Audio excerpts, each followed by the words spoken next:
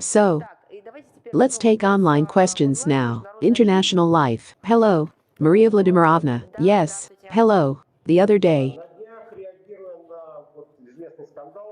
reacting to the well-known scandal surrounding the use of Belgian assault rifles during sabotage in the Belgorod region at the end of May, Belgian Defense Minister Ludovin Dedender said that the weapons in the hands of the militants who attacked the Belgorod region are an insignificant episode. They say they could pick them up on the battlefield. It's just like a piano in the bushes. How would you comment on these statements? Of course, this is not just a cynical, but a criminal statement. Just think when people tell them about civilian casualties, but they answer them that this is an insignificant episode. How can this be explained? Nearness? Well, I do not know. Is this dehumanization? Yes, I agree, but there is logic in this. If their goal is to destroy as many Russians as possible, then perhaps these losses seem insignificant. You see, everything fits. This is your answer. Their task is to destroy us as much as possible. We are talking about the citizens of multinational Russia, and directly about the people who represent the culture of our country, Russian culture. In addition to outrage, there is a question about the mental health of these people. Because I have a feeling that in good health you can't say that. I would like to remind you that during the terrorist attack of the Kiev regime militants in the Belgorod region, 1 person was killed and 8 people were injured, and significant damage was caused to civilian infrastructure. And the Belgian minister allowed herself to call the murder of Russian civilians an insignificant episode. But could she say this, I don't know, about others, like the French, or, for example, about the Israelis? Can you imagine what would happen then?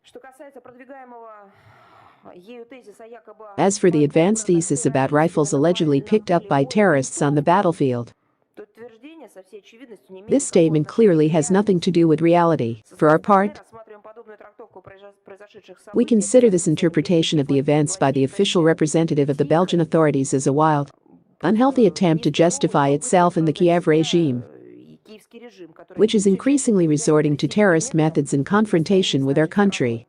According to available information, Belgium has already supplied the Kiev regime with about 10,000 Belgian-made assault rifles and light machine guns, anti-tank grenade launchers, air-to-air missiles, armored cars, trucks and more. As of today, according to only official figures,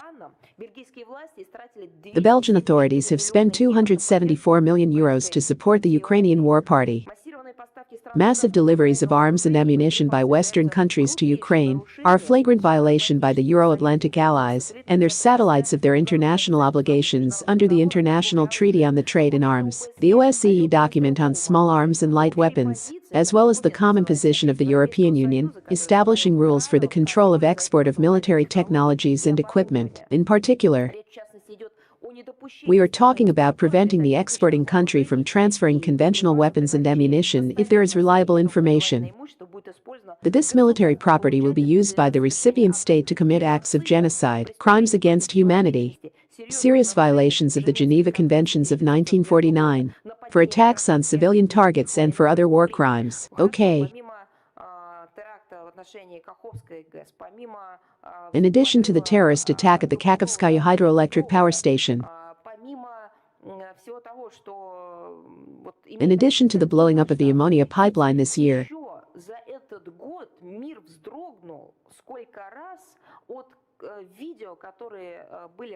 how many times the world flinched from the widespread videos about inhuman cruelty and bullying by representatives of the Kiev regime, the armed forces of Ukraine, their battalions,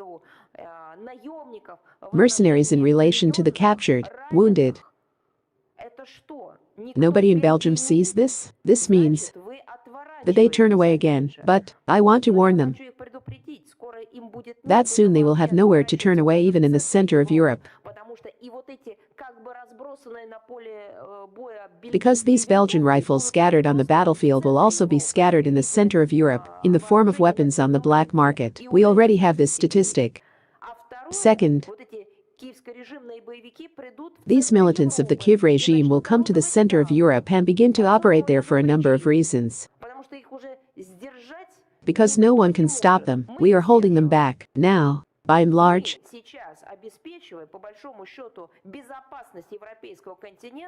we are ensuring the security of the European continent from a new terrorist cell, which has a state scale. So far, no one in Europe has understood this.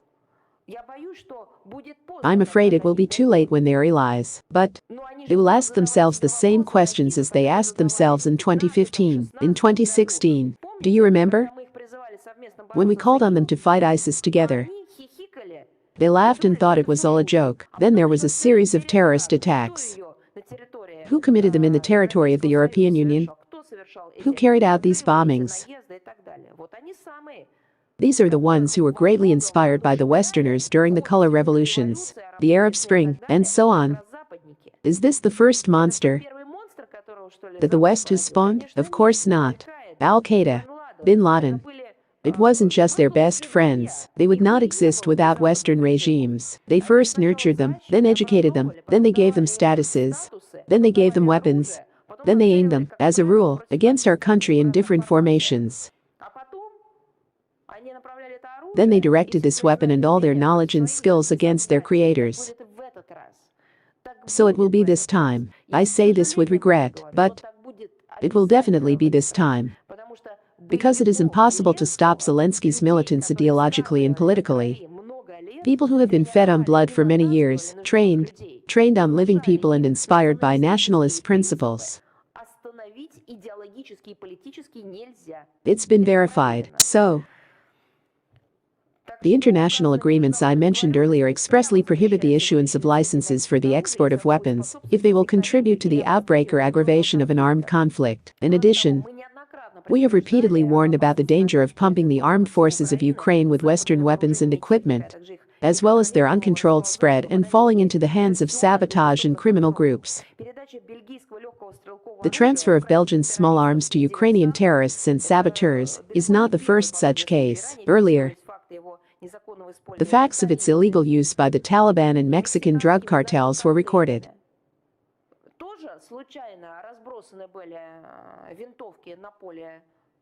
Were the rifles also randomly scattered in the poppy field? The West does not want and cannot control the flow of weapons coming to Ukraine. Western assessments, not ours, they are not related to us, not affiliated with the Russian Federation. Western assessments indicate that the illegal black market for weapons is gaining momentum due to weapons that were allegedly supplied to the Kiev regime.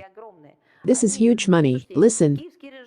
The Kiev regime sold its mother, it sold Ukraine, it sold its fathers and grandfathers. What weapon? They will sell everything. That will fall into their hands. These are people who have no moral core, no morality, no ideals. They have nothing to hold them back.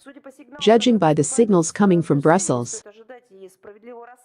one should not expect a fair investigation into the circumstances of the use of Belgian assault rifles to attack Russian territory.